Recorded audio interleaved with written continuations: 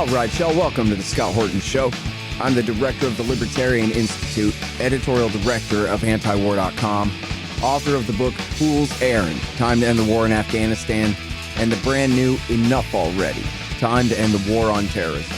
And I've recorded more than 5,500 interviews since 2003, almost all on foreign policy, and all available for you at scotthorton.org.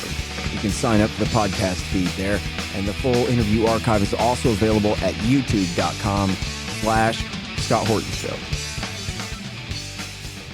All right, you guys, on the line, I've got Trita Parsi. He used to be at the National Iranian American Council, and now he's one of the co-founders and principal bosses, whatever his title is, something like that, over at the Quincy Institute for Responsible Statecraft, and of course, their great website, responsiblestatecraft.org, where he has this very important piece from February the 21st. By caving to Israel, Biden opens the door to war. I might have thought that this subject was at least dormant for a little while, but no. Welcome back to the show. How you doing, Trita? I'm doing great. Great to hear your voice again, Scott. Good. Very happy to have you back on the show.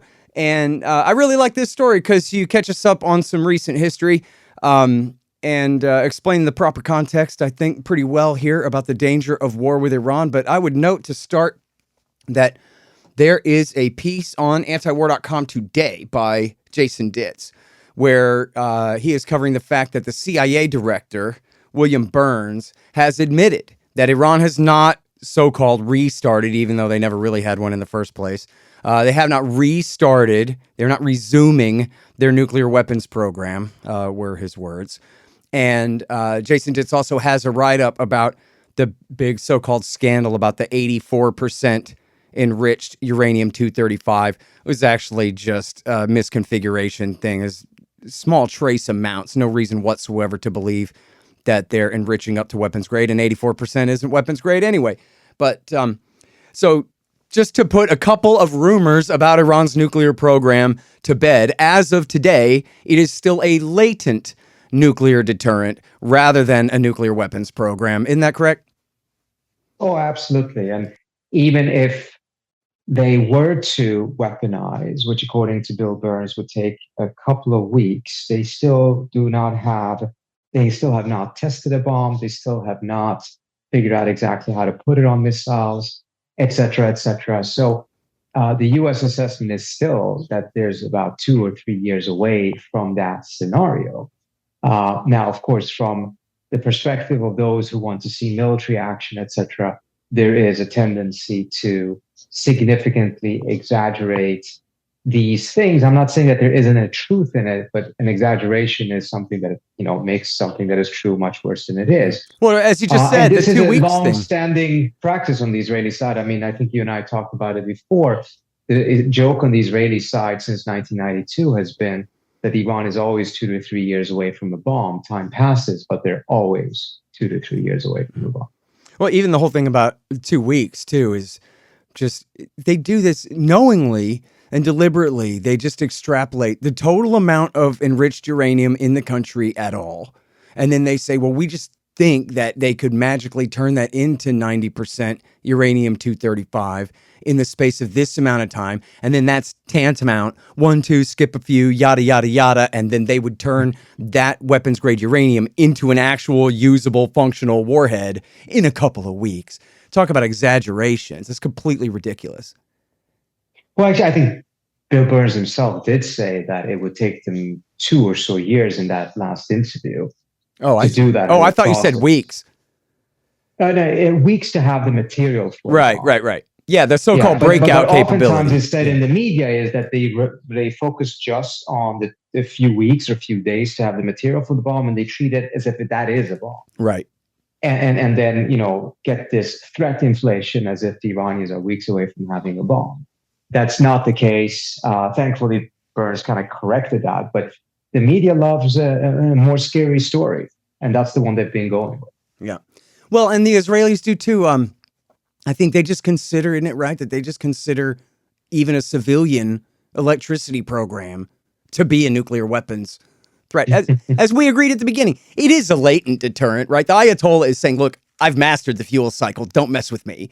right? Which is a fair reading of it, but not worse than that. But what you have from the Israeli side is a desire to make sure that there's constantly a conflict between the United States and Iran, so that Iran does not become normalized and the US, moves on from the Middle East and focuses on other things. So you constantly have to have something there that keeps the tensions alive. And at a moment when actually the JCPOA was in play, the US had not pulled out. It was fascinating to see how much of the Israeli rhetoric had shifted away from the nuclear program and towards the missile program. Now suddenly we were hearing that the missile program is an existential threat. Right. At some point it would be slingshots. There's a desire to constantly keep those tensions alive because from the Israeli perspective, that serves their interest. They don't want to see the United States and Iran resolve their tensions. Forget about becoming friends. That's not going to happen anytime soon. But resolving their tensions so that the US would shift its focus away from the Middle East. And then constantly keeping that fire alive keeps America's attention in the Middle East. It keeps America's media focused on the Middle East and makes the public believe that for some reason this is actually really serving US interests to be really involved and really be on the edge of war there all the time. Mm-hmm. All right, now in the article, you go through the history and you talk about how W. Bush told Ehud Olmert no, and how Obama, I didn't even remember this part. I remember that Obama had put a story in NBC News about the assassination of the scientist, but you even cite where he sent Hillary Clinton out there to complain about it, which was really burning the Mossad op to murder all those scientists and demanding a halt to it. Wow. And then Donald Trump comes in, and you got things to say about Trump telling the Israelis to cool it as well. Is that right?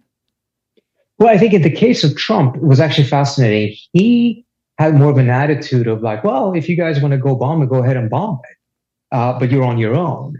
And he wasn't indicating that the US would get involved. And I think that kind of called the Israeli bluff. Mm-hmm. But there were moments where Trump himself was considering doing it under pressure from Netanyahu. And that was after he had lost the elections. And he thought, or at least Netanyahu thought that created an opening for him to actually bomb Iran based on some theory that could reverse the elections or, do something so that he wouldn't have to give up power. And it was in those months that Milley and others were working very hard to counter that and make it very clear that should not be an option. So there's always been efforts, whether it's from the top, whether it's from other parts of the US government, to push back against the Israelis when they wanted to start a war with the design to drag the US into it. Yeah. What we're seeing now is something that has really surprised me.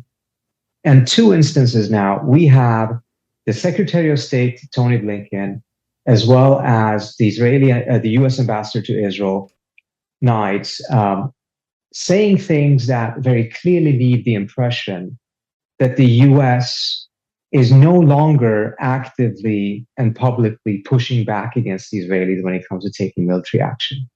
The first instance is after the Israelis used drones to attack a military facility in Isfahan. Asked about it, instead of distancing the US from it, perhaps talking about the destabilizing potential of such things, Blinken essentially goes in and provides a defense and a rationale for the Israelis doing this. Then you have Knights saying in a conversation with the Conference of Major Jewish Organizations that the Israelis are going to have to do whatever they think they need to do, and we're going to support them, which is a very thinly veiled reference to military action. Compare that to the past, in which, for instance, at one point, incidentally, a certain Vice President Biden had said something that left the impression that the US was giving a green light to the Israelis to take military action. And Obama himself went out and told CNN there's absolutely no green light to the Israelis to do this. A very clear statement. And the reason why this is important is because when the Israelis have considered seriously taking military action, at least twice during Netanyahu's term, one of the key reasons that caused him not to go forward with that attack and caused elements in his own cabinet to oppose it was because of the fear of the tensions that would be created between the United States and Israel. Yeah. Because of the very clear American opposition for the Israelis to do this. If we're now taking away that pressure on the Israelis, and the Israelis think actually it would be okay and the US is going to have Israel's back, that can create a very different scenario inside the Israeli cabinet in which a decision to take military action may actually be approved in a manner that it wasn't in the past, precisely because of a fear that this would ruin the relationship between Israel and the United States. Hang on just one second. Hey, y'all, the audiobook of my book, Enough Already, Time to End the War on Terrorism, is finally done. Yes, of course, read by me. It's available at Audible, Amazon, Apple Books, and soon on Google Play and whatever other options there are out there. It's my history of America's war on terrorism from 1979 through today. Give it a listen and see if you agree. It's time to just come home. Enough Already. Time to End the War on Terrorism. The audiobook. Hey guys, I've had a lot of great webmasters over the years, but the team at expanddesigns.com have by far been the most competent and reliable. Harley Abbott and his team have made great sites for the show and the Institute, and they keep them running well, suggesting and making improvements all along. Make a deal with expanddesigns.com for your new business or news site. They will take care of you. Use the promo code SCOTT and save $500. That's expanddesigns.com. Man, I wish I was in school so I could drop out and sign up for Tom Woods' Liberty Classroom instead. Tom has done such a great job on putting together a classical curriculum for everyone from junior high schoolers on up through the postgraduate level. And it's all very reasonably priced. Just make sure you click through from the link in the right margin at scotthorton.org.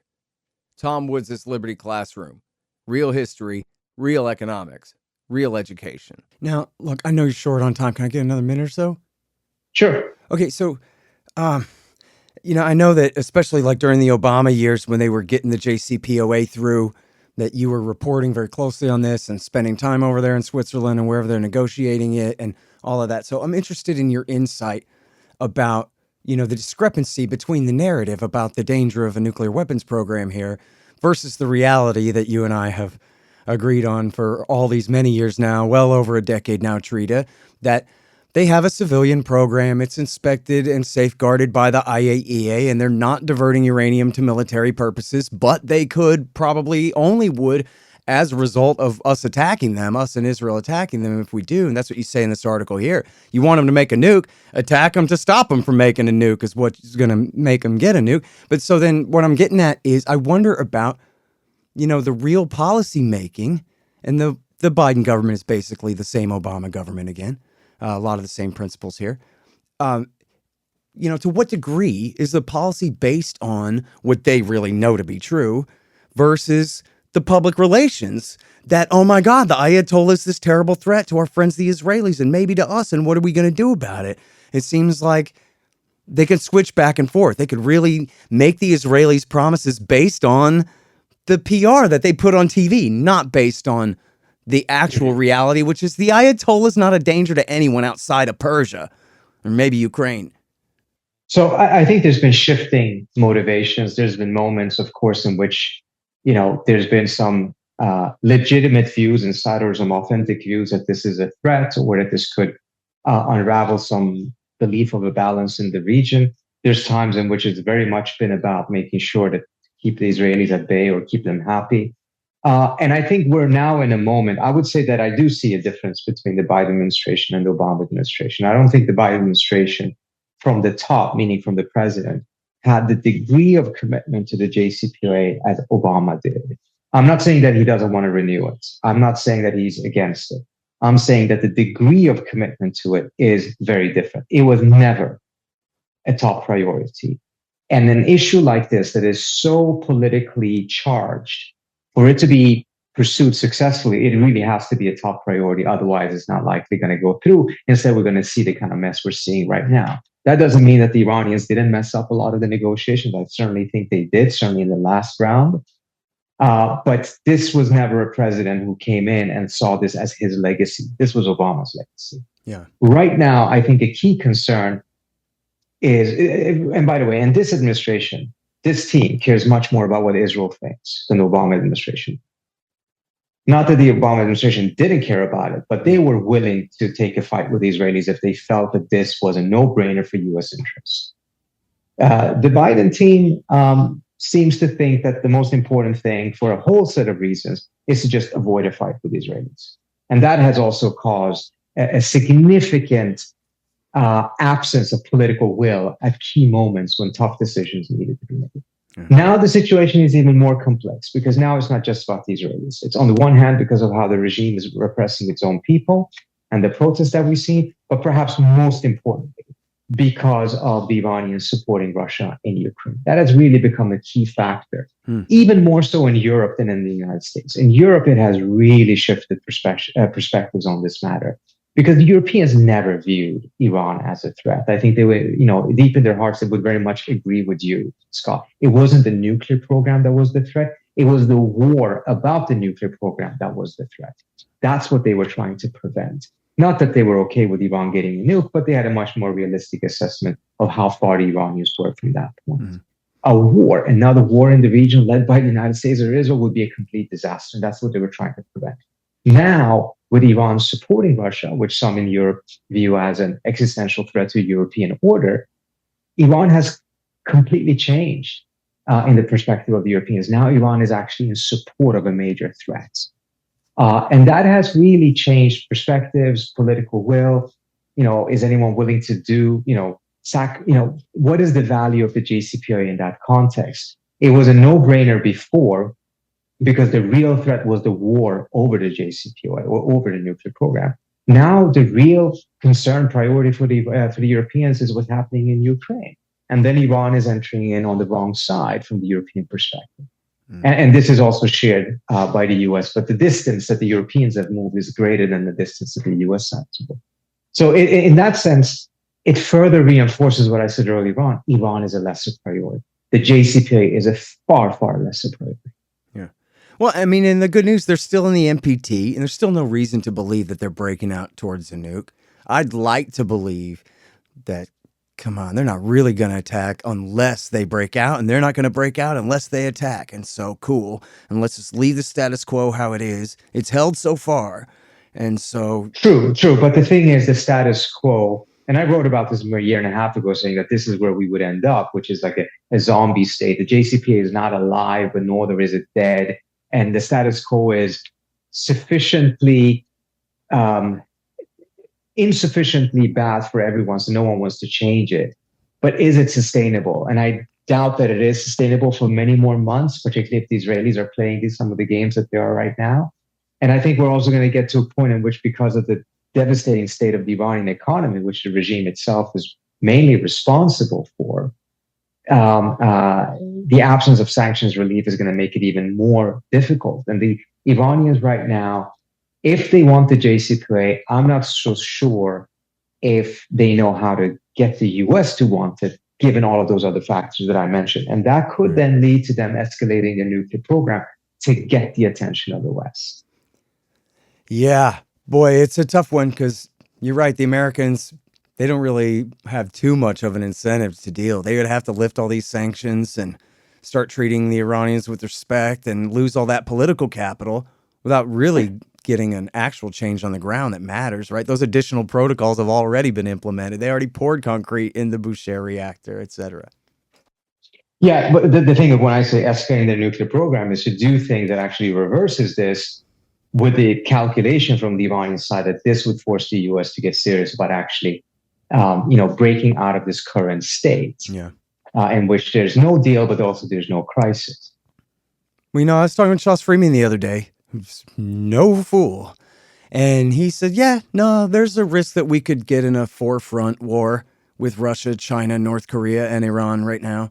This is how bad our leadership is, how clumsy and detached they are from the reality of the dangers that they're playing with. It's just unbelievable.